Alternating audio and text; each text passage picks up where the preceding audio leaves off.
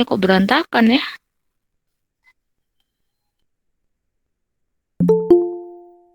Hmm, berantakan nih. Kemarin PPT-nya yang udah ini. Sebentar, ini harusnya steroid. Kok kamu ada dua kan? Steroid. Kenapa?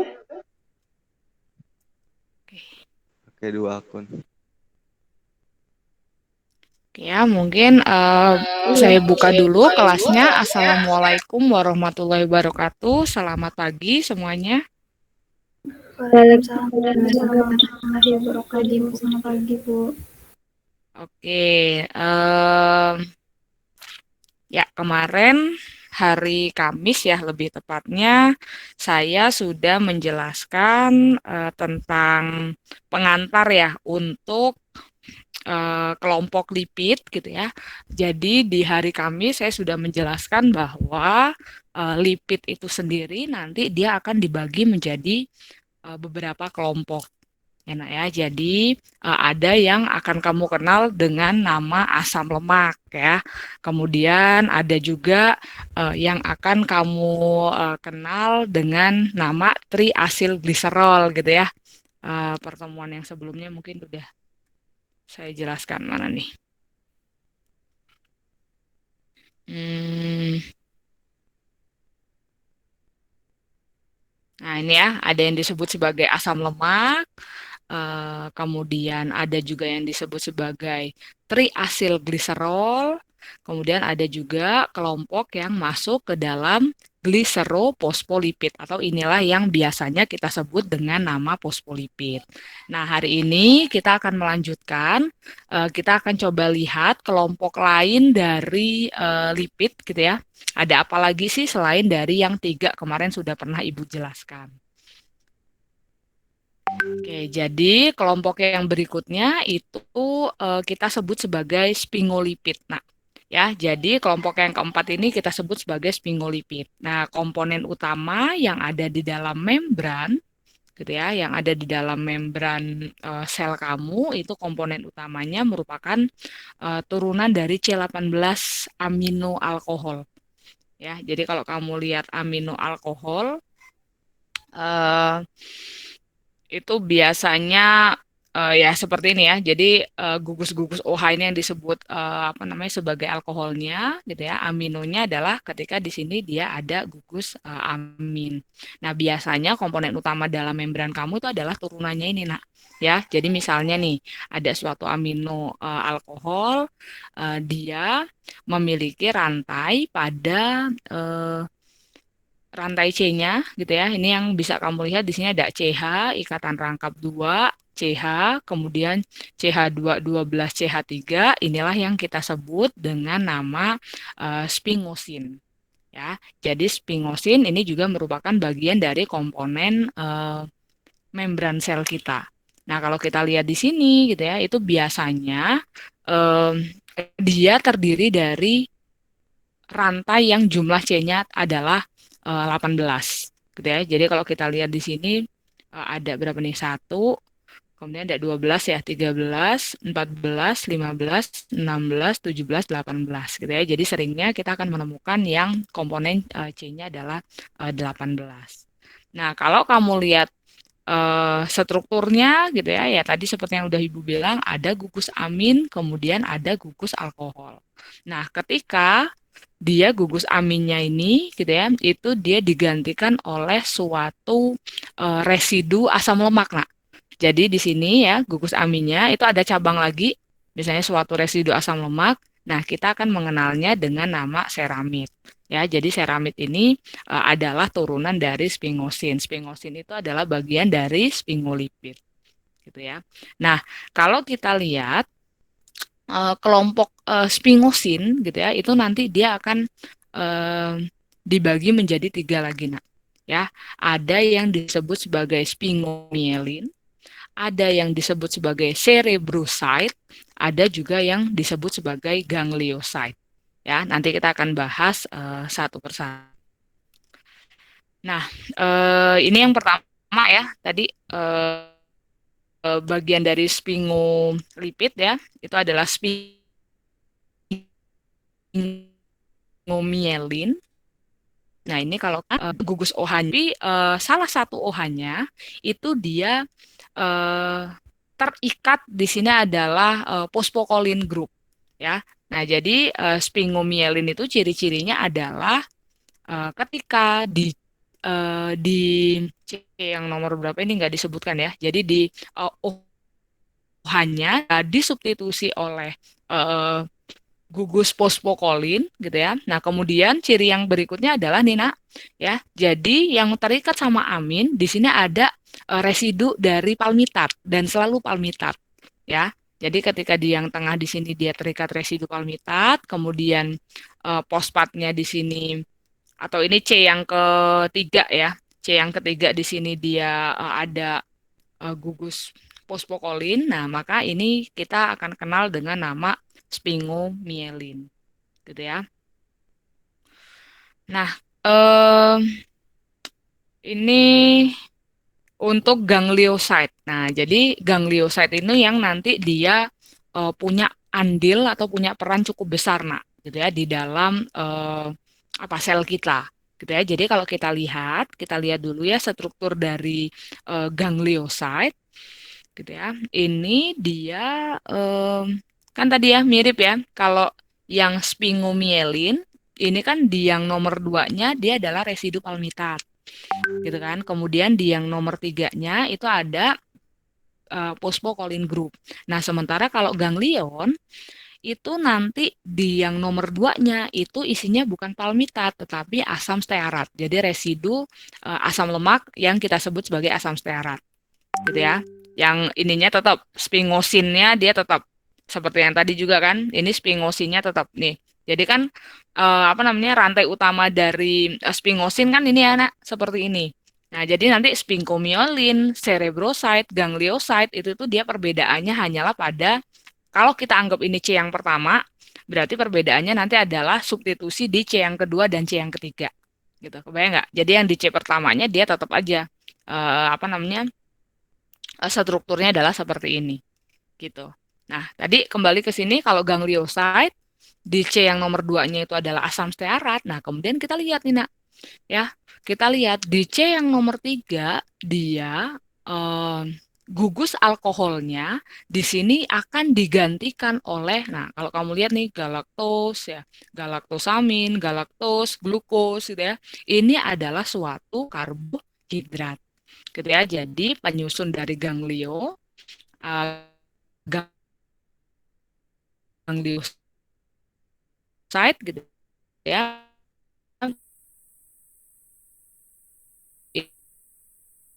Itu dia yang nanti dia itu GM3.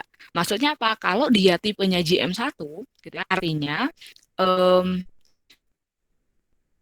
rantai yang terikat pada O di sini kalau GM1 itu berarti besarnya sini, Nak. Nah, besarnya sebagai ini.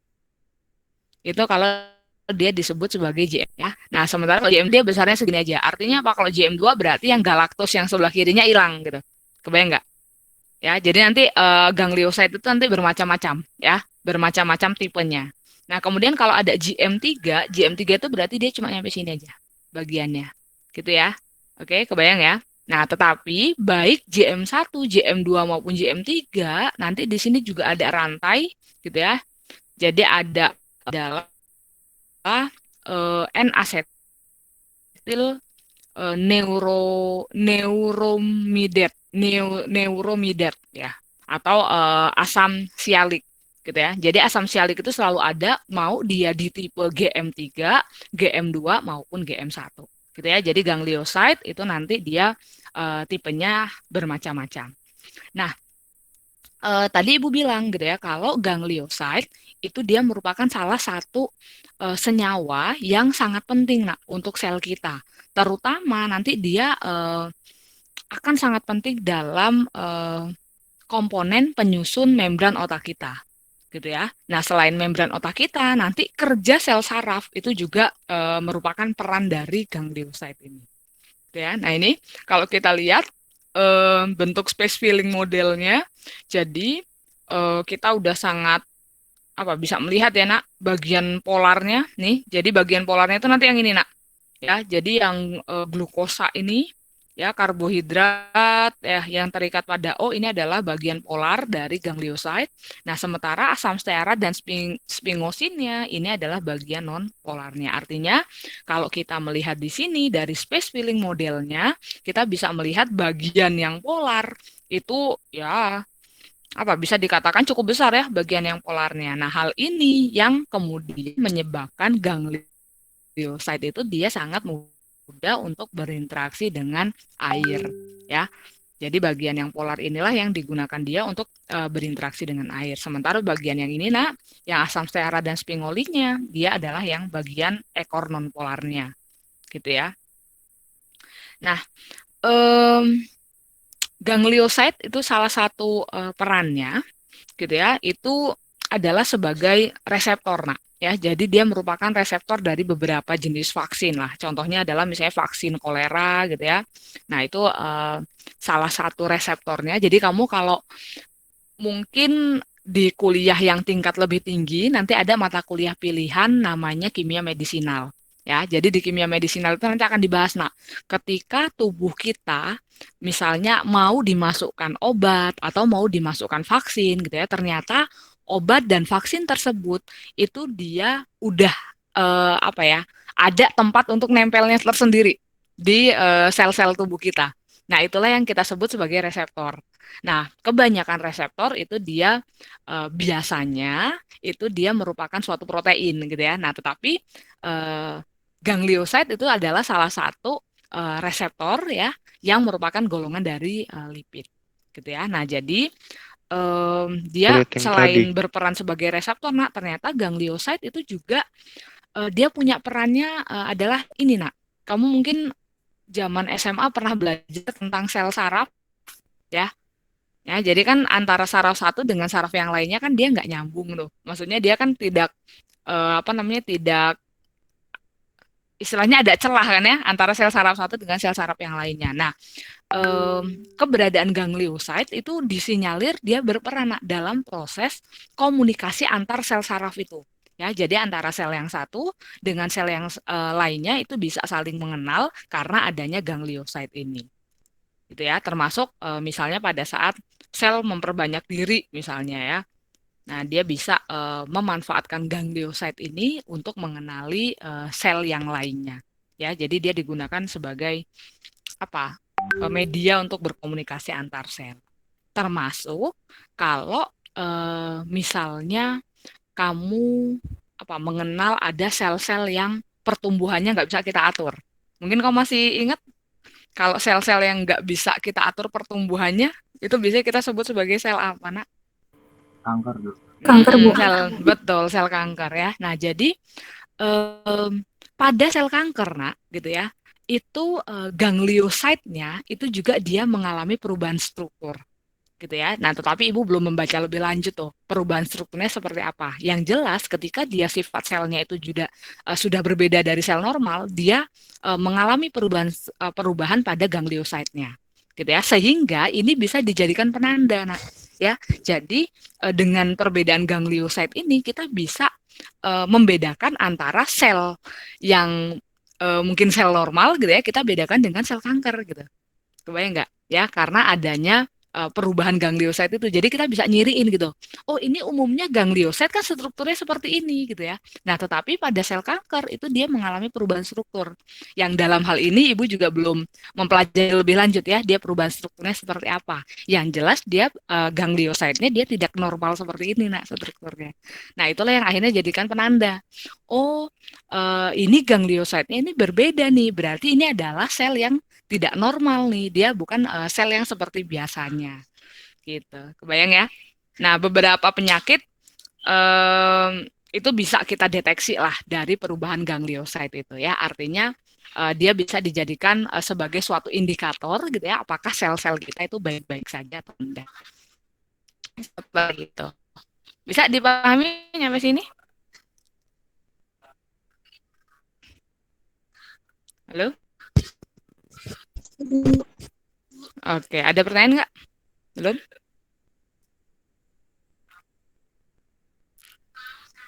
Halo, halo. Cek, cek. Belum ada, Bu.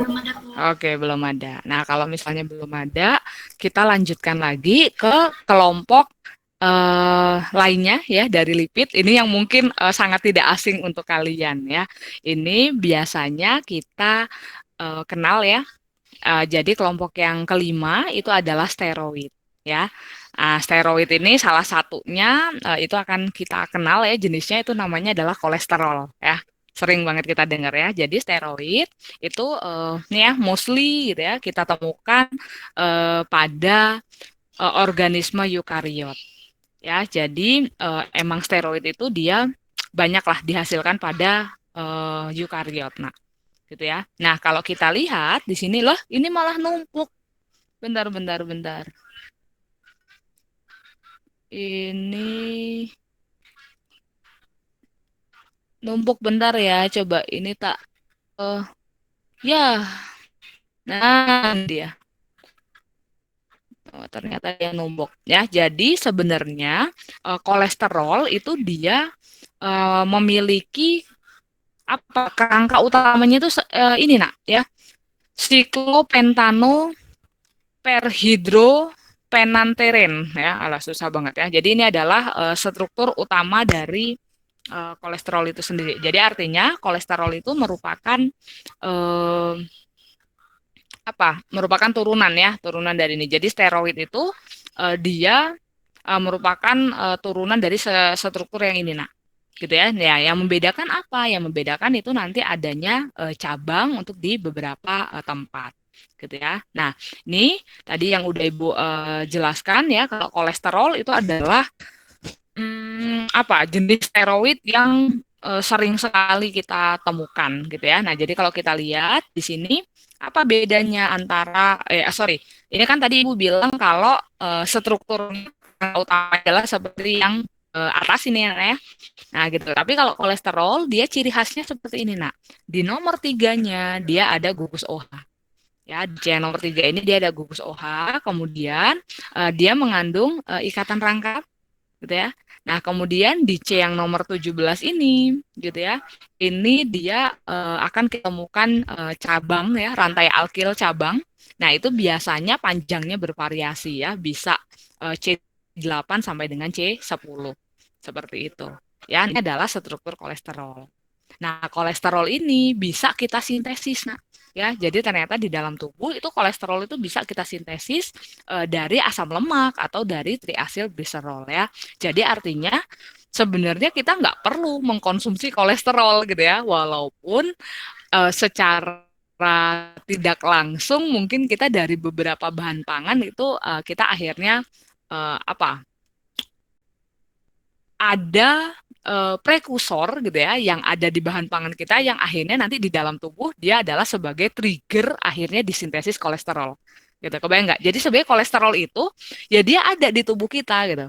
Jadi kalau misalnya kamu wah awas ini ada makanan ini kolesterol tinggi gitu ya, nah yang dimaksud kolesterol tinggi itu adalah di dalam bahan pangan tersebut mungkin aja terkandung beberapa jenis senyawa yang bisa dijadikan bahan untuk mensintesis kolesterol di dalam tubuh gitu.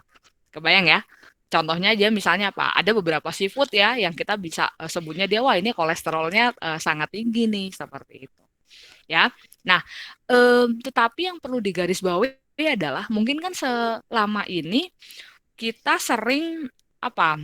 Underestimate dengar. Jadi kalau udah denger udah pasti jahat nih gitu ya. Padahal enggak, nah ya kita gitu ya, badan kita itu tetap perlu kolesterol.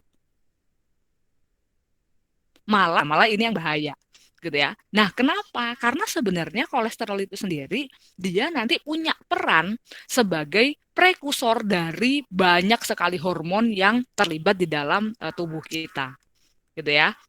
Nah, tapi memang yang perlu digarisbawahi adalah segala sesuatu yang berlebihan itu tidak baik, gitu kan ya. Jadi badan kita perlu kolesterol, tapi yang enggak pasti kan ada ya batas minimum tuh mungkin kalau kamu ngecek ya kadar kolesterol wah ini udah kolesterolnya udah tinggi nih artinya dia sudah melampaui batas maksimum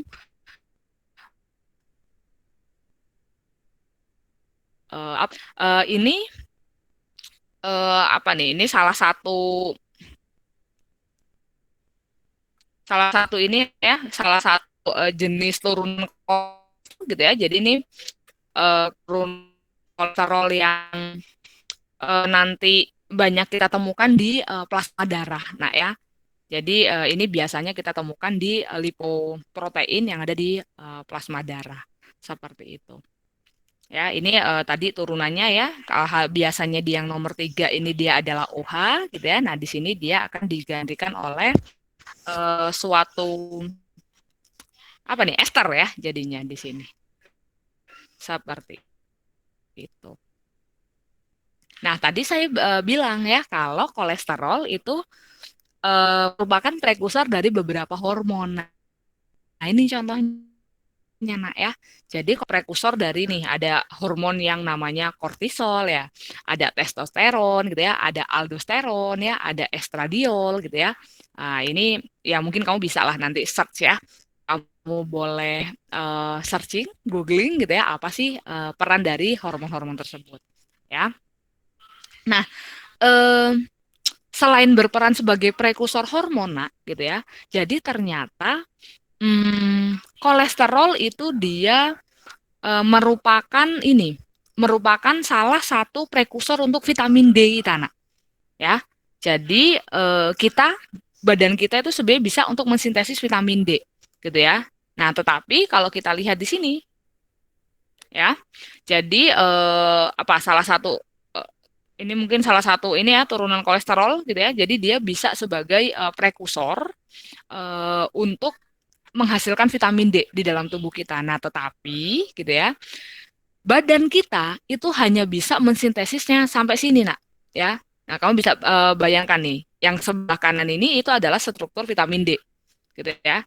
Nah, yang sebelah kiri itu adalah prekursornya. Ya, jadi tinggal digantikan aja nih. Kalau dia misalnya prekursor R ya, R-nya itu digantikan sama rantai 7 dehidrokolesterol gitu ya. Nah, dia maka akan menjadi vitamin D3. Nah, tetapi kalau di sini dia rantai R-nya itu adalah ergosterol, maka dia akan menjadi vitamin D2.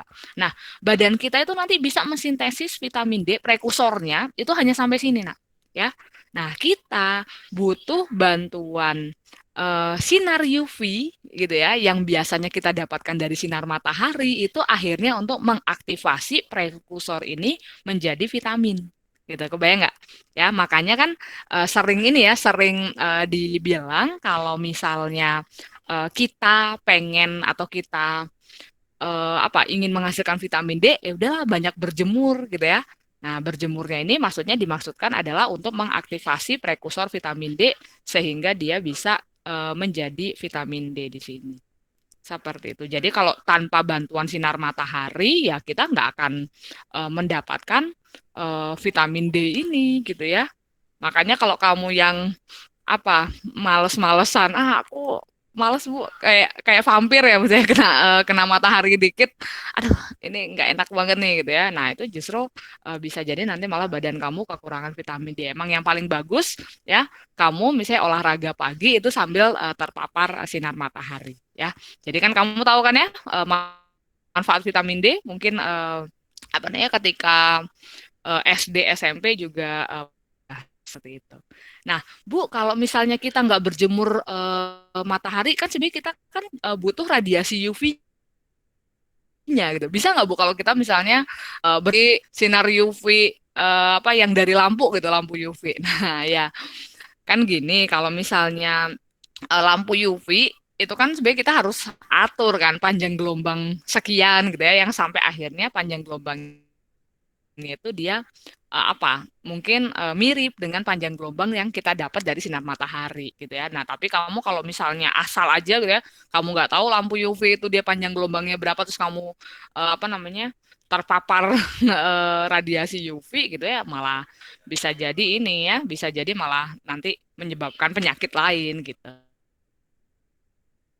Ya, jadi emang baiknya sih kamu memanfaatkan sinar UV yang ada dari matahari. Seperti itu. Oke. Nah, ini yang tadi Ibu bilang vitamin D gitu ya, itu merupakan salah satu prekursornya itu adalah golongan dari kolesterol. Nah, nyampe sini dulu mungkin ada yang mau ditanyakan? Silakan.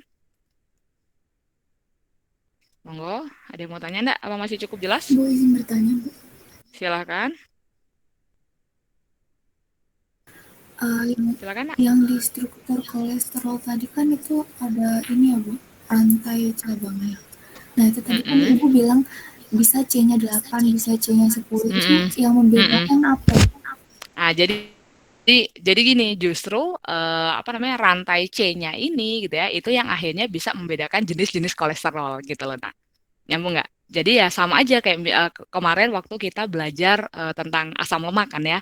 Oh, ada yang C-nya 16 namanya asam stearat. Misalnya gitu ya. Ada yang C-nya 18 namanya asam apa misalnya gitu ya, linoleat atau oleat gitu-gitu ya.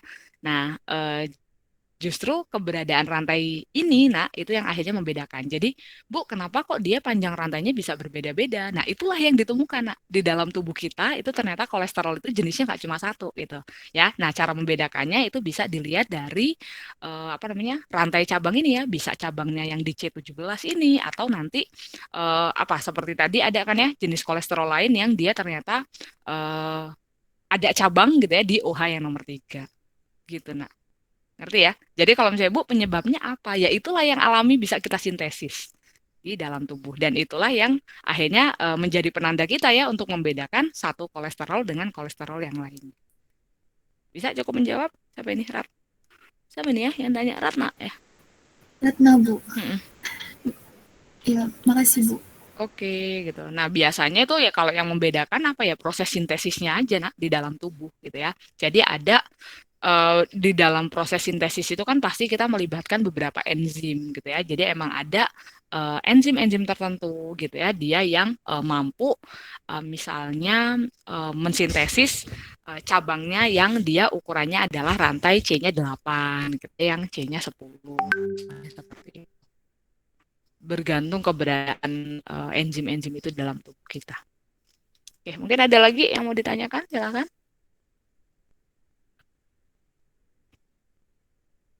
Jadi nggak ini enak ya. Jadi kita nggak boleh yang apa langsung ngejudge wah kalau kolesterol itu semuanya buruk gitu. Enggak sebenarnya. Justru malah badan kita butuh kolesterol kan.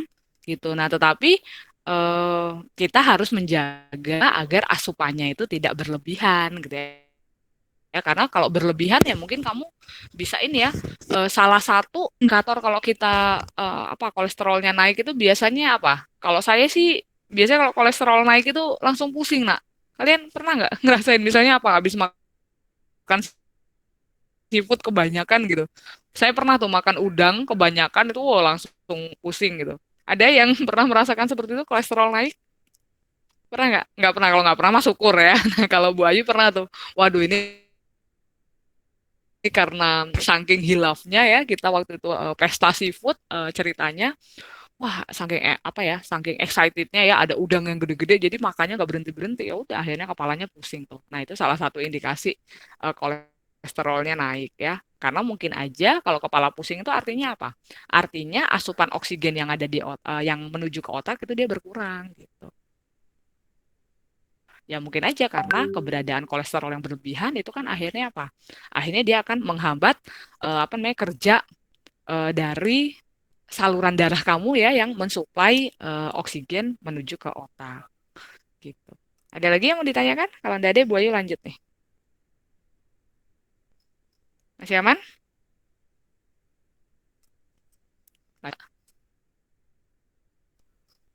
Halo. Kok nggak ada suaranya? Ini masih kedengeran kan suara Bu Ayu? Terdengar, Bu. Oke, masih aman ya. Lanjut ya. Lanjut, Bu. Oke. Nah, jenis lipid yang lain, nah nanti kita akan menemukan gitu ya, jenis lipid yang lain itu merupakan turunan dari isopren ya. Jadi biasanya kita menyebutnya dia adalah isoprenoid seperti itu. Ya, jadi dia memiliki kerangka utamanya itu adalah gugus isopren. Ya, seperti contohnya nih ya, kalau kamu mungkin pernah membaca di beberapa literatur ada yang namanya koenzim Q ya atau ubiquinon ya. Jadi ubiquinon itu mungkin nanti di kuliah kita yang metabolisme kita akan menemukan dia sebagai salah satu koenzim yang digunakan dalam proses transfer elektron. Ya, jadi ketika dia di tubuh kita ya sel-sel itu mau menghasilkan ATP gitu ya, nanti di rantai respirasi itu kita akan membutuhkan ubiquinon itu sebagai salah satu koenzim. Nah ya, jadi kalau kita lihat dari sini strukturnya, dia rangka utamanya adalah isoprenoid tadi, nah ya. Jadi isopren tadi itu merupakan rangka utamanya seperti itu ya. Nah di sini dia sejumlah n artinya apa ininya ya unitnya itu ya enggak cuma satu ini aja ya. Nah nanti bisa lebih dari itu ya. Nah inilah yang kita kenal dengan ubiquinon. Nah yang harus diingat nah tadi Ibu lupa menjelaskan nih, struktur isoprenoid itu dia selalu memiliki ikatan rangkap yang terkonjugasi. Jadi ciri-cirinya seperti ini ya. Nah makanya di sini kalau kita lihat ya, ini kalau kita N-nya kita perpanjang gitu ya, berarti nanti kita akan menemukan dia ada ikatan rangkap terkonjugasi di rantai ininya. Ya, ini adalah koenzim Q. Nah, selain ubiquinon, nah ternyata isopren itu juga merupakan salah satu penyusun dari vitamin A ya. Retinal ya, ini yang kita kenal dengan nama vitamin A ya. Jadi kalau kita lihat di sini kan strukturnya ini kalau Ibu ini ya potong di sini, ini kan merupakan suatu pengulangan dari isopren ya. Suatu pengulangan dari isopren. Gitu ya. Nah, jadi ini struktur retinal itu biasa kita sebut sebagai vitamin A gitu ya. Nah, vitamin A sebenarnya perannya apa sih di dalam apa namanya tubuh kita? Mungkin kau masih ingat ya. Salah satu kegunaan vitamin A untuk apa? Untuk apa, Nak? Vitamin A. Mata, Bu. Iya, untuk mata, gitu ya. Nah, tapi sebenarnya untuk matanya itu dia berperannya seperti apa? Jadi gini, ya. Kalau kita lihat di sini, nah, struktur dari ini retinol sama retinal bedanya nanti di ujung X-nya sini, nah, ya. Kalau dia 0 berarti gugus alkohol, ya. X-nya itu adalah CH2OH.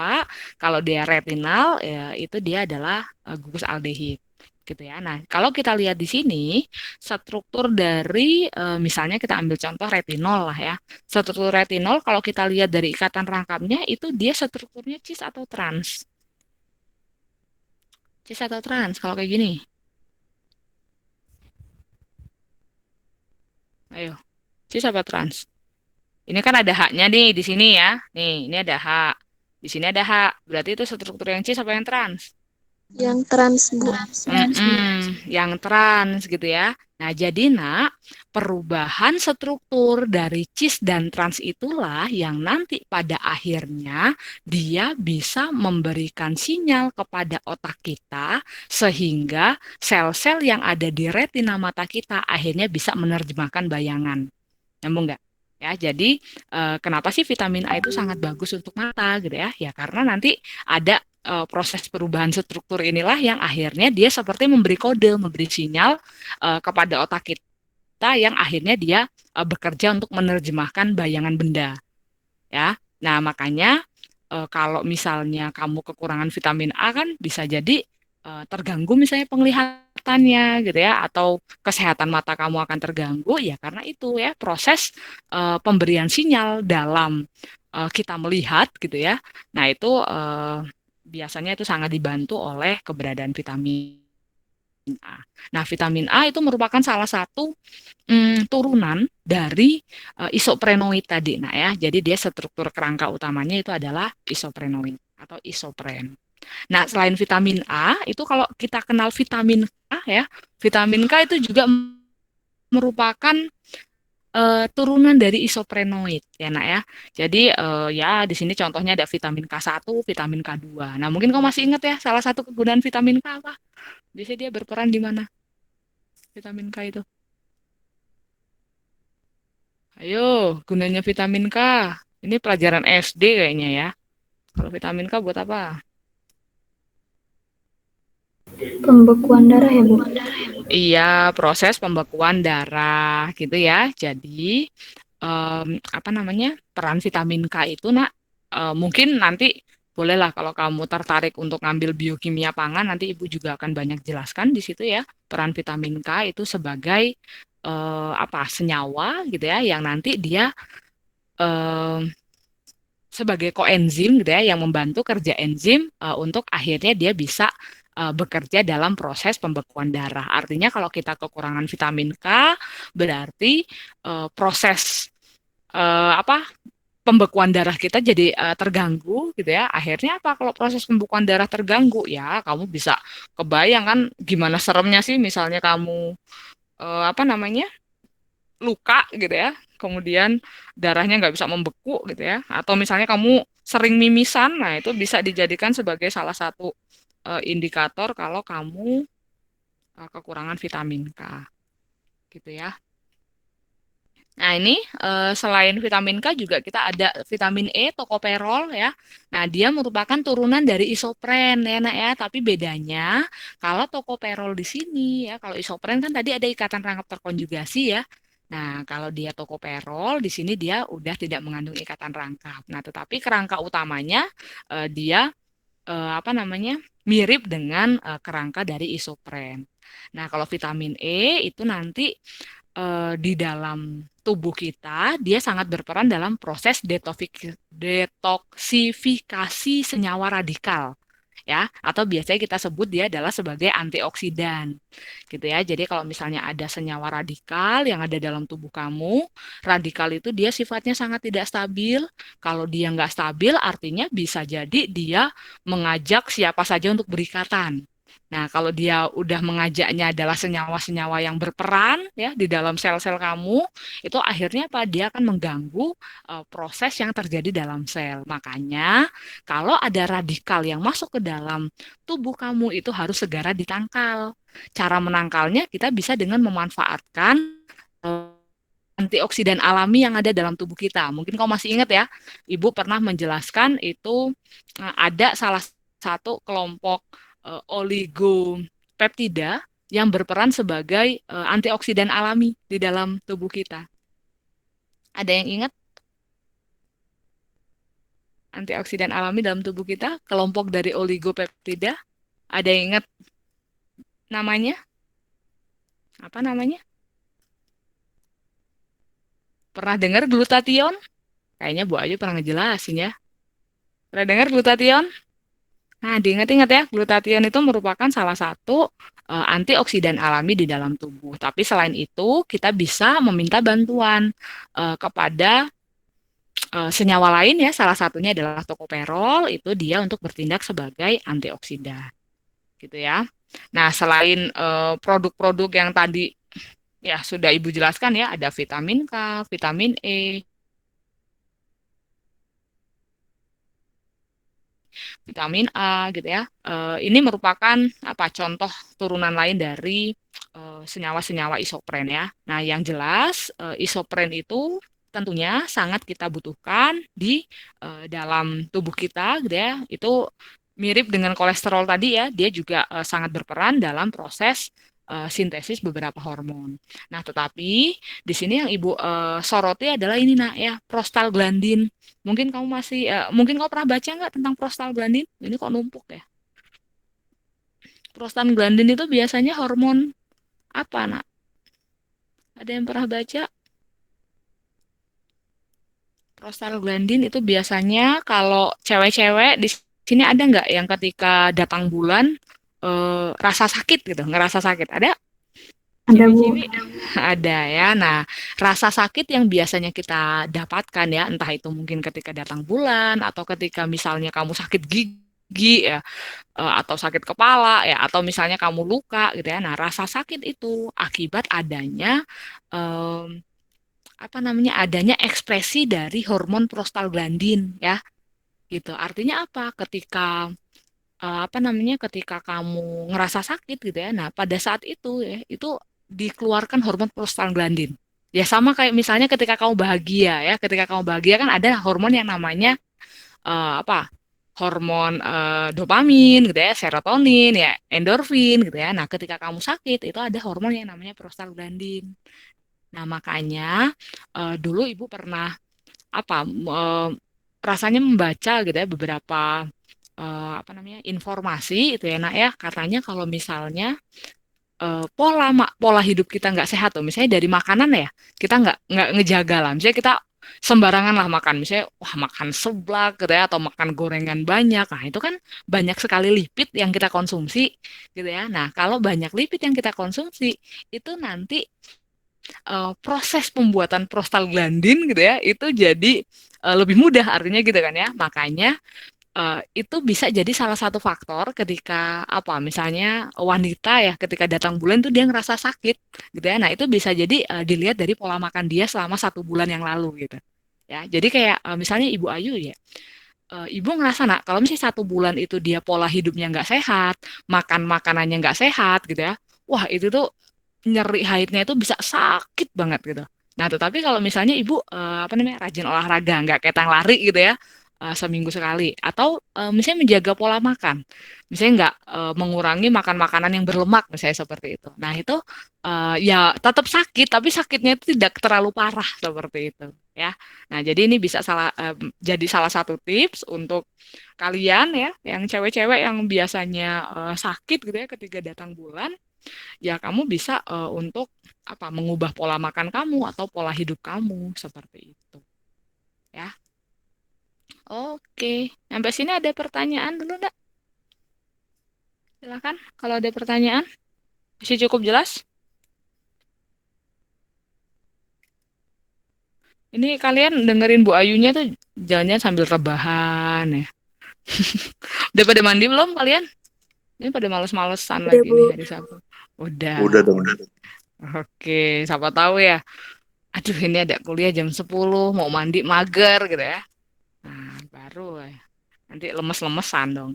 Kalau kata kakak-kakakmu tuh yang angkatan 2019 tuh mereka suka bilang gini, wah suara Bu Ayu tuh enak banget, enak dibawa tidur deh kan, ngeselin banget ya. Jangan sampai kalian nanti ketiduran nih ikut kuliah Bu Ayu. Oke, makanya saya senang kalau misalnya ada yang tanya gitu ya, artinya kalian menyimak gitu ya, ada ketertarikan sendiri dengan materi yang sedang saya jelaskan. Oke, ya kalau ndak ada yang nanya, Ibu lanjutkan ya. Nah, sekarang adalah properties of lipid aggregate ya. Nah, di sini kita akan membahas tentang lipid bilayer. Nah, biasanya kita menemukan lipid bilayer di mana? Nah, ini terkenal banget nih. Lipid bilayer di Membran, mana? Bu. Iya, di membran ya. Kita sering menemukan istilah lipid bilayer itu pada membran. Nah, sebenarnya dari mana sih asalnya lipid bilayer itu gitu ya? Nah, lipid bilayer itu kamu ini kok numpuk-numpuk gini ya gambarnya. Bentar, Ibu benerin dulu. Ini karena Ibu baru tadi ngubah ke PPT ya. Nah, ini mudah-mudahan udah nggak ini ya. Ternyata dia harus dirapin dulu. Nah, ini ya. Jadi, kalau misalnya kamu membayangkan ya, ini misalnya ya ada suatu asam lemak ya. Kan kamu mungkin masih ingat ya kalau asam lemak itu dia ada kepala yang sifatnya polar. Masih ingat nggak kalau pada asam lemak? Kepala yang sifatnya polar itu isinya gugus apa? Kalau pada asam lemak, kepala polarnya gugus apa? Yo, ingat nggak? Karboksilat bukan, Bu? Gugus karboksilat, betul. Kemudian ada yang kita sebut sebagai ekor, itu adalah rantai karbonnya ya. Nah, ekornya itu dia yang sifatnya nonpolar, kepalanya itu yang sifatnya polar.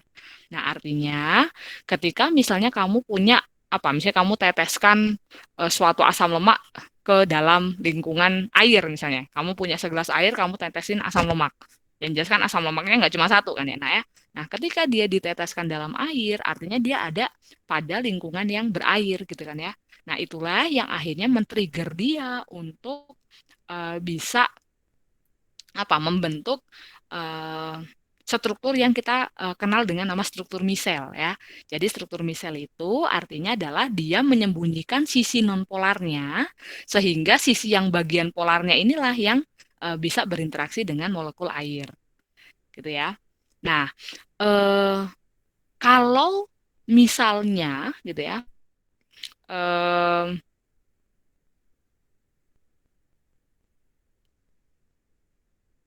misalnya gini, nah, kalau si molekul asam lemaknya itu sangat banyak, misalnya gitu kan ya. Kalau ini kan kita bisa hitung lah ya, mungkin beberapa molekul asam lemak nih ya, yang akhirnya membentuk satu misel. Nah, artinya kalau misalnya molekul asam lemaknya itu sangat banyak. Nah, sebenarnya berapa besar sih ukuran misel itu yang terbentuk gitu? Kan bisa jadi dia ukuran miselnya segini gitu kan ya, atau bisa jadi dia lebih besar lagi gitu kan ya. Nah, itu sebenarnya bisa kita hitung, nak. Ya, kita bisa optimasi gitu ya, berapa banyak maksimal asam lemah asam asam lemak maksud Ibu ya, yang mungkin terjadi ketika dia membentuk struktur misel yang stabil gitu ya. Nah, tentu saja itu bergantung dengan panjang rantainya gitu ya, kemudian dengan seberapa besar kepala polarnya gitu kan ya. Nah, kalau misalnya dia cuma asam karboksilat, oke lah ya, kita bisa membayangkan lah strukturnya. Tapi kalau misalnya dia adalah suatu fosfolipid, nah itu kan nanti kepalanya juga kepala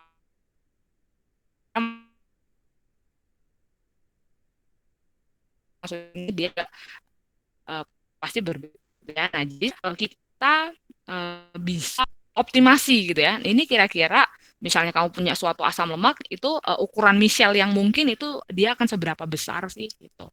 Nah, kalau misalnya dia ini ya nak ya, ini kan misalnya kita ambil contoh aja ya, gambar yang B itu adalah struktur misel yang stabil ya, artinya dia ukuran maksimalnya segini gitu ya. Nah, kalau misalnya dia akan membentuk struktur misel yang lebih gede lagi, nak. Struktur seperti gambar C itu kan artinya nanti di sini jadi ada rongga, ya, nak, ya. Nah, kalau dia ada di lingkungan yang berair, artinya mau nggak mau rongga itu dia bakal terisi dengan air, gitu kan? Nah, seperti ini, kalau kasusnya seperti ini, nah, ada air yang terjebak di dalam. Menurutmu di sini entropinya besar atau kecil? Kalau misalnya ada air yang terjebak di seperti struktur C ini, nak. Kalau kamu lihat di sini entropinya kira-kira besar apa kecil ya? Kita tinggal lihat aja. Alasannya kenapa, Adel? Entropinya kenapa? Kamu berpikir itu entropinya besar? Karena kalau air itu entropinya itu lebih besar, Bu. Kalau jawabannya udah benar, entropinya lebih besar, tapi alasannya masih kurang ngena deh. Mungkin ada yang mau melengkapi? Jawabannya benar. Nah, silakan. Kan tadi itu kan yang bagian ekornya itu kan Mm-mm. menpolar, kan air Mm-mm. polar. Mm-mm. Karena itu beda jadi bakal kayak nggak mau berinteraksi. Terus Iya. Mm-mm. entropinya makin besar. Iya, betul sekali ya. Jadi Adele tadi jawabannya udah betul, tapi alasannya mungkin dilengkapi oleh Stefani ya tadi ya. Betul ya, yang diungkapkan Stefani ya. Kenapa entropinya jadi besar? Karena kan kamu tahu air itu kan sifatnya polar. Sementara di sini akhirnya gitu ya, dia harus berinteraksi dengan ekor-ekor yang non polar. Artinya kan di sini kan pasti dia terjadi tolak menolak gitu kan ya sebenarnya kan. Sebenarnya kan nggak mau banget kan. Nah, itulah yang akhirnya menyebabkan entropinya dia akan jadi lebih besar gitu. Ya, artinya semakin besar malah dia akan semakin berasa tidak stabil gitu kan. Nah, kamu bisa membayangkan kalau misalnya dia akan membentuk misel yang ukurannya besar lagi nih, nah, misalnya dia nggak bulat tuh, dia jadi elips gini ya. Nah, kalau bisa bayangkan di sini kan pasti akan banyak air yang terjebak ya. Nah, kemudian air itu mungkin dia nggak, kalau bulat ini kan jelas ya karena dia dikelilingnya. Nah, kalau dia udah bentuknya seperti elips seperti ini, ya akan lebih banyak lagi ya yang jelas air yang akan terjebak di situ. Gitu ya. Nah, yang pasti struktur yang seperti ini itu jelas dia tidak disukai gitu ya. Nah, makanya akhirnya gitu ya. Kalau kita lihat di sini, oh sorry, ini kalau misalnya pada fosfolipid itu juga dia mirip. Bentar, Ibu benerin dulu ininya. Nah, ini ya. Nih, pada fosfolipid, nah itu juga dia mirip, nak. Tapi bedanya kan kalau fosfolipid berarti ekornya ada dua, ya nggak? Mungkin kamu boleh dibuka catatan waktu hari Kamis ya. Kalau fosfolipid itu kan nanti kepalanya adalah si gugus fosfat gitu kan ya. Kemudian ekornya gitu ya ada di C1 sama C2 itu isinya asam lemak gitu kan. Nah, kalau kita lihat ternyata fosfolipid juga dia bisa membentuk suatu struktur misel gitu ya. Nah, tetapi kalau kita lihat di sini ya, kalau dia asam lemak, nak, gitu ya. Ini kan dia celah-celahnya akan mungkin lah ya. akan mungkin dimasuki oleh si air. Nah, sementara kalau dia fosfolipid gitu ya, dia justru akan menghasilkan struktur yang jauh lebih aman seperti ini ya. Nah, akhirnya gitu kan ya, inilah yang akan menjadi trigger dia untuk pembentukan struktur lipid bilayer ya. Bilayer itu kan artinya ada lapisan atas sama lapisan bawah gitu ya. Dia bisa membentuk seperti ini. Kalau Ibu biasanya membayangkannya kayak lapisan martabak gitu ya, itu adalah untuk menjaga agar tidak ada air yang berinteraksi dengan sisi-sisi nonpolar dari fosfolipid tersebut. Nah, lipid bilayer ya nak ya, itu pertama kali diungkapkan itu tahun 1925 oleh Iver Gorter dan Francois Grendel ya. Jadi awalnya itu mereka peneliti berdua ini dia hanya ingin menghitung berapa banyak fosfolipid dalam sel darah. Jadi awalnya dia masih tujuannya bukan untuk melihat struktur lipid bilayer itu, tapi dia tujuannya adalah untuk menghitung fosfolipid pada sel darah. Nah, ketika dia melakukan simulasi gitu ya, dia mensimulasikan kalau ini fosfolipid kan dia sebagai penyusun membran gitu kan ya. Nah, misalnya dia simulasikan membrannya adalah single layer ya atau satu lapis gitu. Nah, ternyata ketika dia hitung fosfolipidnya gitu ya, ketika dia mensimulasikan itu sebagai satu lapisan, itu ternyata jumlah lipidnya 2 kali lebih banyak. Nah, dari satu lapisan. Akhirnya dia kemudian berpikir kalau ini nggak mungkin cuma satu lapis karena dia jumlahnya 2 kali lipat, itu berarti dia dalam satu bagian itu bukan hanya ada single layer tapi ada bilayer ya atau 2 lapis.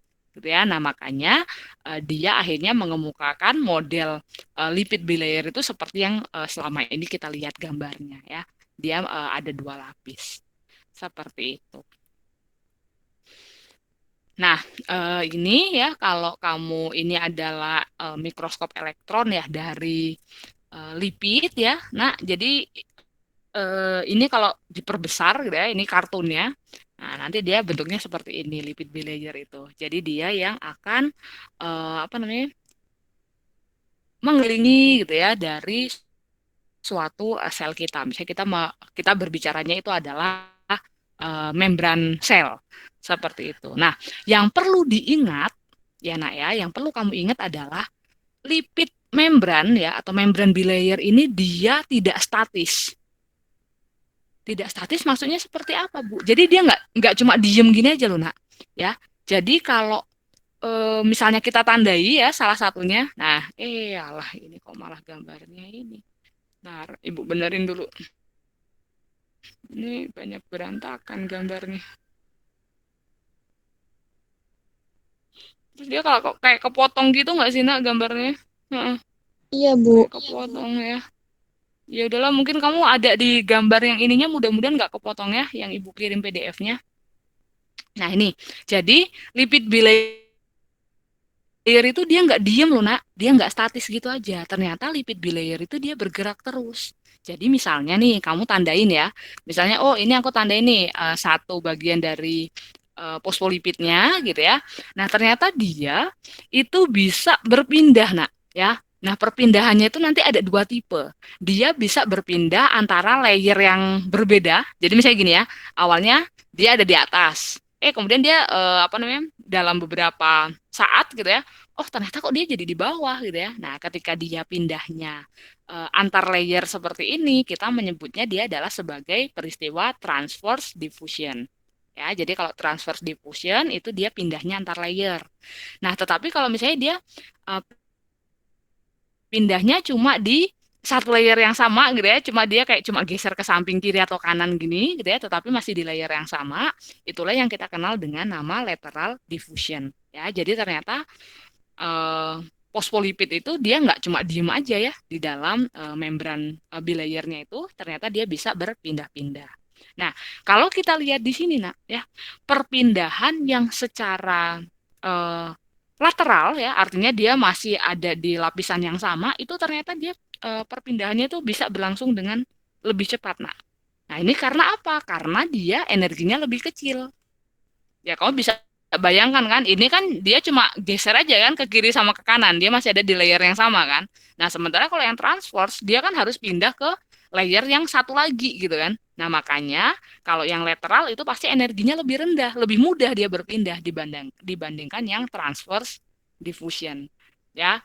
Nah, karena dia energinya lebih tinggi, karena dia lebih susah kan untuk pindah ke layer yang satunya, makanya dia berlangsung very slow ya.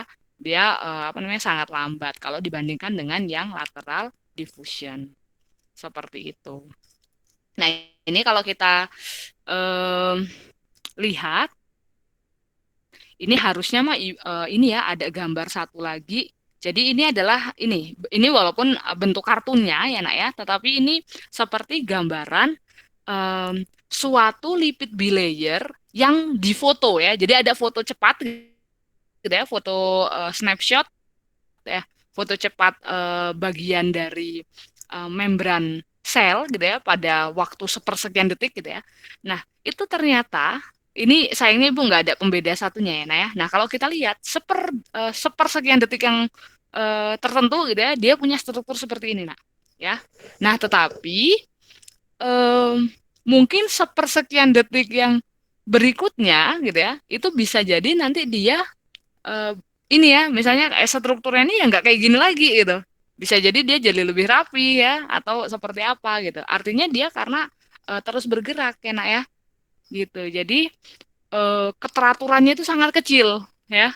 Jadi susah loh dia disuruh, kamu diem gitu, itu susah ya. Karena dia terus bergerak ya, dia sangat dinamis. Seperti itu ya. Nah, nih ya, jadi fosfolipid gitu ya, itu tentu saja nanti dia ditentukan oleh panjang rantai ya dan ketidakjenuhan rantai. Jadi kalau panjang rantai dan ketidakjenuhannya berubah, maka karakter fisiknya juga dia akan berubah. Gitu ya. Nah, jadi pada saat fosfolipid itu udah menjadi suatu komponen membran ya. Kan kalau kita lihat fosfolipid kan cuma bagian satunya gini aja nak ya. Nah, ketika dia sudah menjadi komponen dari suatu membran, artinya sifat membran tersebut pasti dia akan dipengaruhi oleh sifat dari asam lemak penyusun dari fosfolipid. Gitu ya. Oke, kebayang ya? Nah, mereka keteraturannya itu dia sangat dipengaruhi oleh suhu, nak. Gitu ya. Jadi ketika misalnya suhunya suhunya turun misalnya ya. Nah, kalau suhunya turun, itu keteraturannya itu jauh lebih tinggi. Jadi dia lebih teratur. Nah, ketika suhu dinaikkan, gitu ya, wah keteraturannya itu menjadi menurun juga, gitu ya. Oke, nah yang perlu kamu ingat itu nanti ini, nak,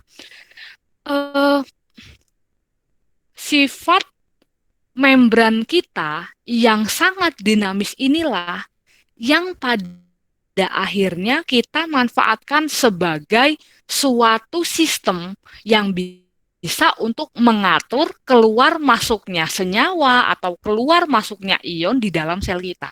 Ya, justru kalau misalnya dia nggak bergerak, misalnya dia rapi gini aja ya, nak ya. Kalau dia rapi gini, artinya malah senyawa atau ion yang ada dalam di luar maupun di dalam itu malah justru susah untuk mobile, nak. Ya, jadi mobilitasnya itu malah semakin susah. Tetapi kalau misalnya dia bergerak terus gitu ya, ibaratnya kan kalau dia gerak terus gitu kan jadi enak tuh untuk nyusupnya, set gitu. Jadi ibu suka membayangkan dia kayak misalnya suatu barikade. Nah, tahu barikade nggak? Jadi misalnya kamu nonton konser ya, kan ada tuh barikadenya ya. Nah, kalau barikadenya diam gitu ya, rapi gitu, kita susah kan untuk nyusup ke dalamnya kan. Nah, tetapi kalau misalnya dia mobil gitu ya, mobile terus ya, dia bergerak terus. Nah, senyawa yang dari luar ke dalam sel ataupun sebaliknya itu kan akan lebih mudah untuk mobilisasinya. Kebayang nggak? Gitu ya. Nah, artinya apa? Sifat yang dinamis inilah justru yang kita perlukan, nah. Ya, jadi membran sel kita itu dia sifatnya nggak rigid, ya, nggak kaku ya, tetapi dia sifatnya sangat dinamis. Nah, proses dinamis inilah yang akhirnya bisa membantu kita ya. Tentu saja kan gini ya, kalau di dalam sel itu kan kadangan kita memerlukan ion-ion tertentu gitu ya nak ya. Nah misalnya, oh di dalam sel ini lagi butuh tuh ion Na, makanya kita harus memasukkan ya dari luar ke dalam gitu ya. Nah, gimana caranya masuk dari luar ke dalam kalau membran selnya itu kaku gitu ya. Makanya kita sangat perlu untuk apa mendapatkan ya atau ya emang sifat seperti inilah yang kita perlukan ya, sifat ketidakdinamisan dari membran sel kita itu yang malah justru jadi sangat penting. Nah, tadi Ibu bilang kalau suhunya turun itu justru apa? Membran sel kita itu cenderung rapi ya, nak ya. Nah, kalau dia cenderung rapi gini, yang ada apa? Yang ada justru mobilitas dari apa senyawa molekul yang pengen keluar masuk itu malah jadi menurun. Nah, itulah yang bisa mengganggu kerja dari sel-sel kita. Ya, contohnya aja gini, misalnya ketika sel kamu ingin memproduksi ATP. Nah, jadi dalam proses sintesis ATP itu kita perlu yang namanya eh, sistem pompa proton. Nah, pompa proton itu artinya H plusnya itu keluar masuk gitu loh. Ya, ada H plus yang keluar, ada H plus yang masuk, ada H plus yang keluar, ada H plus yang masuk. Jadi kamu bisa bayangkan untuk menghasilkan energi, artinya kan mobilitas ion H plusnya kan harus sangat baik ya nak ya. Nah, kamu bisa bayangkan kalau pada suhu rendah. Kalau pada suhu rendah kan berarti kan si apa namanya? Si membran kamu kan lebih teratur ya. Nah, ini malah menyusahkan untuk terjadinya mobilitas proton. Nah, kalau mobilitasnya terganggu berarti proses sintesis ATP-nya juga akan terganggu. Seperti itu. Ya, nak ya. Jadi kamu bisa bayangkan kalau misalnya kamu lagi dalam keadaan kedinginan tuh ya atau apa biasa kita sebut juga ada hipotermia tuh ya. Nah, pada saat hipotermia itu proses pembentukan ATP di dalam tubuh kita itu juga menurun ya, nak ya, karena itu akan mempengaruhi apa struktur dari membran kita. Seperti itu ya. Jadi artinya menjaga apa suhu tubuh itu dia jadi penting gitu ya. Karena itu ada kaitannya dengan keteraturan dari fosfolipid bilayer yang ada dalam membran sel kita atau membran organel kita. Oke, sampai sini dulu ada yang mau ditanyakan nggak? Silahkan. Ini aku sambil rapiin gambar. Monggo, Ibu Ayu kecepatan nggak jelasinnya? Masih cukup bisa dipahami? Masih Bu. Masih, ini sebel deh. Ininya kepotong gini ya? Kok gini ya? Kamu ada buka itu nggak? Ada buka, coba Ibu buka yang PDF-nya ya. Yang PDF-nya dia kepotong nggak ya? Ini Ibu ubah ke dalam PPT. Kok tadi ini? Kok tadi malah jadi kepotong gini? Oke. Oh, banyak bagian yang kepotong ya. Kenapa ini ya? Apa karena ukurannya nggak sesuai ya? Harusnya saya atur dulu ya ukuran PPT-nya. Ada yang pernah nggak kalian convert dari apa PDF ke PPT atau PPT ke PDF gitu? Itu emang perlu diatur apa gimana? Belum pernah Bu. Belum Bu, belum pernah. pernah. Ini kan saya maksudnya biar enak tadi saya convert tuh file yang PDF ke dalam PPT. Nah, emang sih yang kemarin yang waktu saya ngajar hari Kamis itu kan pakai komputer yang di kampus tuh. Nah, itu emang ada beberapa bagian yang error gitu ya, Ibu udah perbaiki. Nah, ini tadi saya coba apa namanya? Ini lagi convert lagi. Oh, ini nggak bisa dibuka. Kok jadi hilang? Ini loh, tulisan ini loh, Ibu mau ngejelasin tulisan ini nanti lah. Dia nggak ada tulisannya. Nah, coba kalau yang di ini. Olah lemotnya, sabar ya. Ini sedikit lagi lah mungkin Ibu tambahkan di sini. Setengah 12 ya kita. Malah lamanya ini aku buka PDF.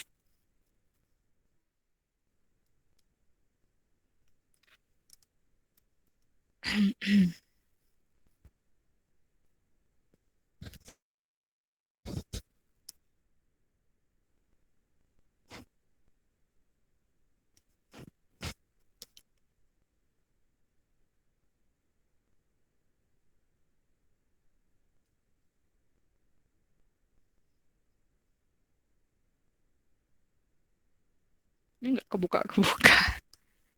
Maklum lah ya, laptopnya sudah uzur.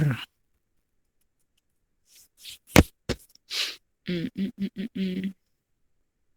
Ini kalau nggak kebuka gini kamu nggak tahu apa tulisannya ya. Ini nih jenis-jenis ininya sebenarnya, ya, jenis-jenis lipidnya. Jadi nanti apa komposisi lipid ya di beberapa membran biologis itu ya dia berbeda-beda komponennya. Coba kita lihat. Jangan-jangan di sini juga ini kepotong ya. Ini tadi kita nyampe sini. Lah mana gambarnya kok belum ada. Gambarnya belum kebaca. Lah sama aja coy. Lah kok gini ya? Ya udahlah sama aja dia. Ini mungkin nggak tahu yang ibu kirimin ke kalian juga kepotong nggak di PDF-nya. Aduh, susah nih ya. Jadi gini, jadi nak komposisi lipid untuk beberapa membran ya, membran sel kita atau membran biologis kita itu tentu saja berbeda-beda ya. Jadi misalnya apa tuh? Ada di sel eritrosit, misalnya eritrosit itu berarti apa? Sel darah merah ya. Kemudian ada di mielin, mielin itu di otot. Terus ini satunya itu sebenarnya pada beef ya, pada otot sapi gitu ya, kalau nggak salah deh. Atau mitokondria pada otot sapi kalau nggak salah ya. Nah itu kandungan lipidnya gitu ya di dalam membran biologisnya itu berbeda-beda. Jadi misalnya kayak kita lihat nih ya. Aduh, ibu ini nggak bisa membacakan ininya ya. Ya, jadi dia punya komposisinya berbeda-beda. Artinya dia nggak harus seragam, Mak. Jadi misalnya, oh komponen membran sel itu harus dia mengandung misalnya fosfolipidnya berapa persen, misalnya gitu ya. Oh berarti di semua membran sel itu harus misalnya ya, harus 19%. Berarti di semua membran harus 19%. Ya enggak juga gitu ya. Nah itu bervariasi. Ya bergantung pada organel apa yang ingin kita tentukan itu ya. Jadi misalnya pada sel darah merah ya, kemudian dengan sel yang ada di hati mungkin ya, sel yang ada di otot itu juga bisa jadi penyusun membran selnya itu dia komposisinya berbeda-beda. Seperti itu. Nah, ini kaitannya dengan proses anestesi ya, Nak ya. Mungkin kamu tahu anestesi? Anestesi itu apa? Tahu istilah anestesi? Pembiusan bisa. Pembiusan ya. Jadi misalnya apa? Kamu mau operasi ya, atau misalnya praktikum inilah, misalnya praktikum biologi pernah nggak kalian bedah katak gitu? Kamu ngoperasi katak pernah? Ya. Pernah, Bu. Oh pernah. Oke. Ketika ngoperasi katak, katak itu dibuat pingsan dulu kan pasti kan? Dibius dulu nggak? Enggak, Bu. Langsung. Wah, wah, itu jahat banget ya. Nah, biasanya ketika kita mau mengoperasi ya, mau itu bedah katak juga harusnya dibius dulu ya. Kan kita buat dia pingsan dulu tuh. Nah, biasanya kita sering menggunakan beberapa senyawa sebagai anestesi ya. Salah satunya adalah ether ya. Jadi contohnya adalah diethil ether itu yang biasa kita gunakan untuk proses anestesi gitu ya. Nah, diethil ether gitu ya. Itu kenapa sih akhirnya kok dia bisa bekerja sebagai anestesi gitu ya, obat anestesi itu karena dia itu nanti sangat mudah nak untuk berdifusi melewati membran sel atau membran organel kamu ya. Nah mungkin kamu bisa lihat dari strukturnya. Ini sayangnya Bu Ayu nggak menampilkan strukturnya. Tapi kalau kamu bikin di ethyl ether, kira-kira dia senyawa yang polar apa yang non polar?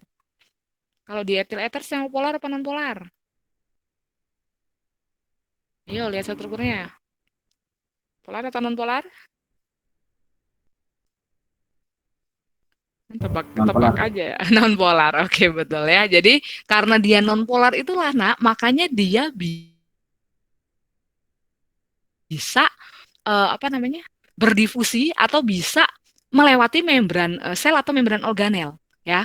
Jadi kan kamu lihat, nah misalnya inilah ya, kita ibaratkan dia misalnya membran sel. Nah kan di bagian yang dalam membrannya itu kan dia adalah sisi-sisi nonpolarnya, betul nggak? Nah artinya beberapa senyawa yang kita gunakan sebagai obat bius ya, kenapa ya kok dia akhirnya bisa bekerja dengan sangat cepat? Karena dia bisa menyisip gitu ya, berdifusi menyisip ke dalam sel gitu ya, sehingga nanti dia sampai di dalam sel saraf kamu gitu ya. Nah, sehingga dia bisa bekerja di situ untuk akhirnya memberikan efek sebagai bius gitu ya. Nah, selain golongan dari ether gitu ya, ada beberapa senyawa lain juga yang dia memiliki karakteristik yang mirip nak ya, seperti misalnya kloropen ya, isofuran. Nah kemudian Xe itu juga bisa dijadikan sebagai obat bius seperti itu ya. Nah jadi keberadaan mereka, si obat-obat bius itu nak, ketika dia masuk berdifusi melalui membran sel, dia kemudian akan mengganggu perubahan dari struktur membran sel di saraf kita nak ya. Jadi ketika dia masuk kemudian dia masuk ke dalam sel saraf, maka yang terjadi adalah dia mengganggu perubahan struktur pada membran sel saraf kita gitu ya. Nah, tentu saja karena adanya gangguan perubahan struktur itu nah yang akhirnya dia bisa memberikan efek ya kepada sel saraf kita ya. Mungkin ada bagian yang terganggu. Ini Ibu nggak bisa menjelaskan lebih lanjut karena Ibu juga nggak mempelajari detail ya tentang proses proses anestesi itu sendiri itu. Yang jelas kalau anestesi ketika kamu akhirnya tidak sadarkan diri gitu ya, itu berarti ada treatment yang dilakukan kepada sel saraf kamu seperti itu ya. Jadi misalnya ini efek rileksnya dia jadi lebih kuat seperti itu ya. Akhirnya makanya kamu tidak sadarkan diri. Sama juga seperti kita tidur ya nak ya. Nah seperti kita tidur itu kan sebenarnya ketika kita tidur kan pasti tuh terjadi something sama sel saraf kita gitu ya. Bukan berarti ke arah yang negatif gitu ya, sehingga kita kemudian tidak sadarkan diri seperti itu. Oke, ada pertanyaan dulu nyampe sini?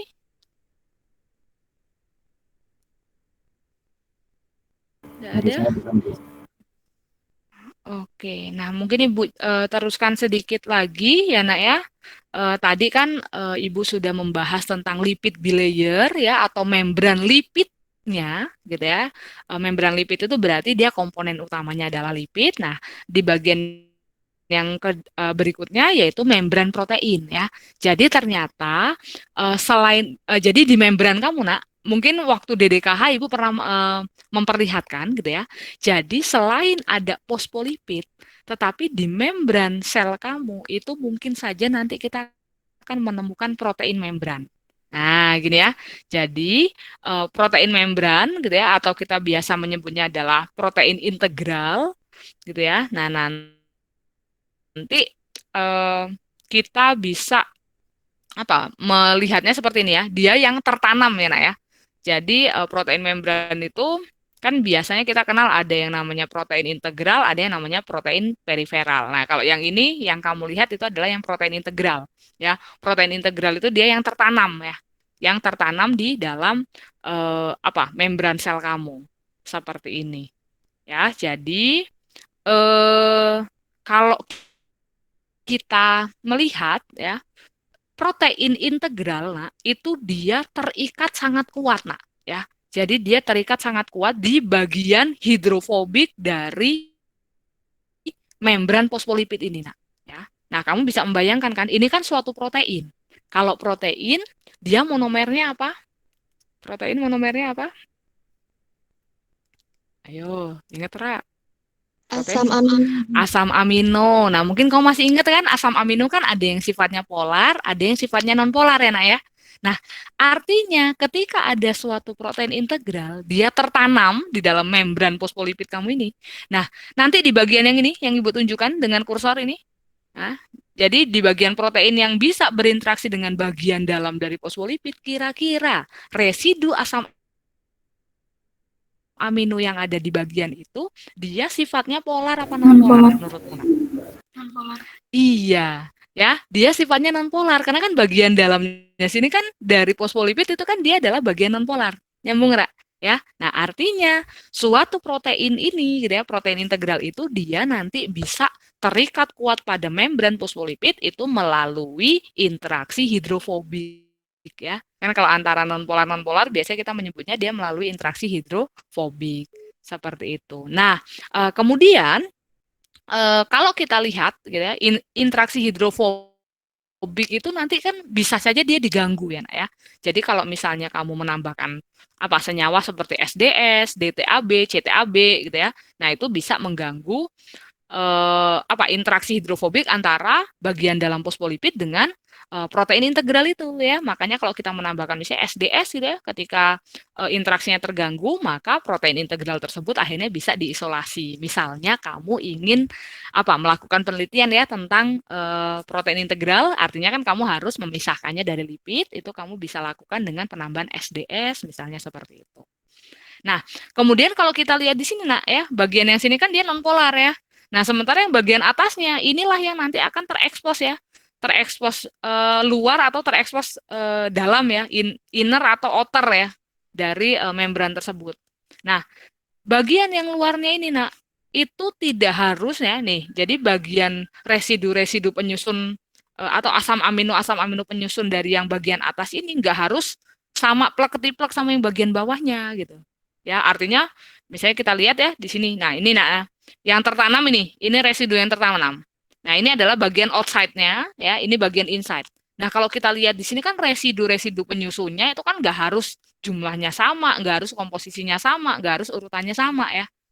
Nyambung nggak? Nah, tetapi dia memiliki sifat yang sama, ya. Salah satu karakternya yang sama adalah apa? Dia lebih bersifat sebagai hidrofilik, gitu. Karena kan di luar membran sel kita itu kan lingkungan di luar sel itu kan lingkungan berair, ya, Nak, ya. Kebayang ya? Jadi dia komposisinya nggak harus plek sama, tetapi dia memiliki kemiripan sifat ya, sama-sama dia hidrofilik. Sementara kalau yang tertanam di sini ya, yang tertanam di dalam membran fosfolipid ini berarti dia adalah residu-residu yang sifatnya adalah nonpolar ya, berarti gitu. Nah, ini bisa kita deteksi Nak ya. Jadi misalnya nih ya, ada suatu protein integral, ini adalah ada nggak tadi di sini? Oh, ini porin ya, suatu protein porin gitu ya. Jadi ini dia terdiri dari berapa nih? 130-an lah ya residu asam amino. Nah, kalau misalnya dia jembreng, tahu di jembreng itu apa sih? Misalnya dia urutkan ya dari residu yang 1 sampai dengan residu yang ke 120, Nak. Kemudian dia berikan treatment pada proses transfer air, ya, mentransfer air. Nah, ternyata didapatkan seperti ini. Ini adalah data energi bebas ketika proses transfer air, Nak, transfer molekul air. Jadi ada residu nomor 1 sampai residu nomor 120, gitu ya. Nah, kalau kita deteksi di sini, Nak, kalau yang bisa dia mentransfer air, berarti dia akan memiliki energi bebas yang positif apa yang negatif. Kalau dia bisa mentransfer air, berarti reaksinya berlangsung spontan atau tidak? Spontan. Spontan, betul. Kalau spontan itu berarti delta G-nya kan yang kurang dari 0. Nyambung nggak? Nah, artinya residu-residu yang ada di bawah kurva ini, Nak. Nah, itulah residu yang bisa dengan spontan, gitu ya, dia mentransfer air. Nyambung nggak? Sementara residu-residu yang memiliki delta G yang positif nih, seperti contohnya yang ini ya, yang begitu jelas ya, residu sekitar berapa? 60-an sampai dengan kurang dari 80 ini ya, Nak, ya. Nah, ternyata dia punya delta G yang positif ketika proses transfer air. Nah, oleh karena itu kita bisa menyimpulkan kalau pada residu 60 sekian ya sampai dengan hampir 80 inilah dia bersifat hidrofobik, artinya dia dia nggak suka sama air. Ya, karena dia nggak suka, makanya reaksinya nggak spontan, delta G-nya positif. Nah, kita jadi bisa mendeteksi, nah, antara residu nomor 1 sampai nomor 120, kira-kira bagian mana yang tertanam di dalam membran fosfolipid. Berarti dia adalah bagian yang ini, ya, residu 60 ke atas ini ya, nak ya, 65-an lah paling ya. 65 ke atas inilah yang diprediksi dia yang berada dalam membran fosfolipid itu. Bisa dipahamin? Ya, jadi kita bisa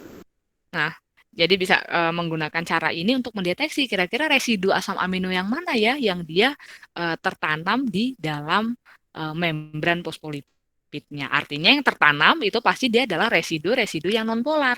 Yang nonpolar itu berarti dia yang sifatnya hidrofobik ya, tidak suka terhadap air. Nah, nih nak ya, pada bakteriodopsin itu salah satu contoh protein integral. Nah, jadi kalau kita lihat protein integral itu emang mayoritas akan kita temukan strukturnya itu helix, nah ya. Jadi struktur penyusunnya itu adalah helix. Nah, tetapi tidak ini juga ya, tidak menutup kemungkinan gitu ya. Ada ini, kalau yang ini pada E. coli OMPF, ini salah satu protein integral juga gitu ya pada E. coli. Nah, ternyata ada jenis protein integral lain yang dia tersusunnya kalau seperti ini dia struktur yang helix apa yang beta sheet nih, kalau kayak gini. Masih ingat? Yang gini adalah yang struktur yang beta sheet ya. Gitu ya. Jadi walaupun mayoritas memang kita temukan dalam bentuk alpha helix ya atau bentuk helix, tapi juga tidak menutup kemungkinan kita akan temukan protein integral yang bentuknya adalah tersusun dari struktur beta sheet seperti itu. Nah, udahlah, mungkin Ibu stop dulu sampai sini. Ada pertanyaan nggak kalian ya? Silakan. Ini nanti kita lanjutkan pertemuan berikutnya saja. Ada pertanyaan dari kalian? Monggo. Sebelum kita tutup, akhiri kelasnya. Tidak. Dari Faisal enggak ada. Yang lainnya sudah cukup jelas? Jelas, Bu. Cukup jelas sih. Oke. Ini teh masih itu enggak? Ibu kan enggak pernah nge-record ya. Siapa? Stefan Gulo masih memanage rekaman ini di YouTube? Stefan Gulo. Ya Bu, kalau yang kemarin Bu enggak. Soalnya kemarin Yang gimana? itu data. Yang kemarin kenapa katanya? Enggak. Karena penuh kartu memori Bu, jadi Oh. nggak tersimpan di YouTube. Loh, kalau gimana sih ini prosesnya gimana? Kamu bukannya bisa langsung hubungin ke YouTube-nya ya, menghubungkan ke YouTube, terus dia kayak live streaming gitu bukan, Stefan Gulo? Iya Bu, soalnya kalau full data dia nggak bisa mengelola ke YouTube. Harus dihapus aplikasi. Gitu. Iya. Mungkin ada yang bisa nge-backup Stefan ya, ininya. Atau kita mau, tapi kalau pakai Zoom-nya Prodi itu harus ganti-gantian sama yang lainnya ya. Gitu. Sampai sejauh ini gimana? Upload aja, Bu. Gimana? Kemarin Nisa record kok, Bu. Nanti tinggal Nisa upload aja, Bu. Oh gitu ininya. Oh ya wis. Oke, ya sudahlah kalau gitu ya. Semoga misalnya nanti ada yang kurang jelas, kalian masih bisa dengar ya dari recordnya Bu Ayu. Harapannya sih kalian kemarin, walaupun saya terlambat ya kemarin ngasih file PDF-nya, itu kalau kamu bisa di print, kemudian kamu langsung nyoret-nyoret di situ, itu rasanya lebih enak ya. Ketika nanti ujian juga belajarnya lebih mudah. Karena mungkin kalian bisa nyiriin ya. Kadang Bu Ayu kan mengeluarkan soal-soal dari apa yang saya jelaskan ya. Jadi mungkin disimak dengan baik. Oke, terima kasih. Kalau tidak ada yang bertanya, mungkin untuk hari ini kita cukupkan sampai sini ya, Nak ya. Oh iya, ini untuk informasi minggu depan hari Kamis, tapi belum deal banget sih, Nak ya. Oh ya, kalau hari Kamis kalian ada kuliah lagi jam berapa? Soalnya saya diminta untuk nguji kakakmu yang sidang nih. Kalian ada kuliah lagi jam berapa? Kalau jam 3 ada kuliah nggak? Maksudnya kalau hari Kamis besok, misalnya Ibu beres nguji sidang jam 2, kita kuliah dari jam 2 sampai jam 3 bisa nggak? Bisa, Bu. Bisa, Bu. Baru kuliah lagi SOP itu sore kan ya? Iya, Bu. Ya wes lah ya. Nanti Ibu kabarkan aja kalau misalnya Ibu jadi menguji sidang kakak tingkatmu yang sidang. Rasanya sidangnya itu juga sidang terbuka, kamu bisa nonton tuh ya. Nanti mungkin Ibu kabarkan ya. Itu yang akan sidang kakak tingkatmu itu Rofif sama Erlin kalau nggak salah. Nah, Ibu diminta untuk nguji. Oke ya wes, untuk hari ini terima kasih sampai sini. Silakan dilanjutkan istirahatnya. Ibu tutup kelasnya. Assalamualaikum warahmatullahi wabarakatuh. Selamat siang semuanya. Waalaikumsalam warahmatullahi wabarakatuh. Terima kasih, Bu. Terima kasih, Bu. Terima kasih, Bu.